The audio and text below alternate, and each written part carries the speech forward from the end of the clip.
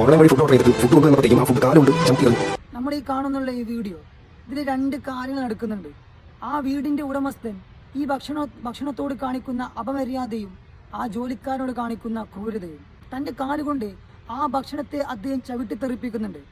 നമ്മൾ ഭക്ഷണത്തോട് കാണിക്കേണ്ട മര്യാദകളും അതിനോട് കാണിക്കേണ്ട ആദരവുകളും കാണിച്ചില്ലെങ്കിൽ നമ്മൾ കഴിക്കുന്ന ഭക്ഷണമൊന്നും നമുക്ക് ദഹിക്കൂല.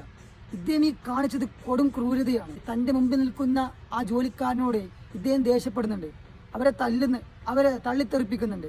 ഇങ്ങനെയുള്ള ജോലിക്കാരോട് നമ്മളിൽ നിന്നുള്ള പല ആളുകളും മോശപ്പെട്ട രീതിയിൽ പെരുമാറാറുണ്ട്. ഞാൻ വിചാരിക്കേണ്ടത് നമ്മളെല്ലാവരും അവരോട് ദേഷ്യപ്പെടുമ്പോഴും മോശപ്പെട്ട വാക്കുകൾ കൊണ്ട് അവരെ തെറി വിളിക്കുമ്പോഴും അവർ മിണ്ടാതിരിക്കുന്നുള്ളത് അവരെയും പ്രതീക്ഷിച്ചുകൊണ്ട് അവരുടെ കുടുംബം വീട്ടിലുണ്ട്.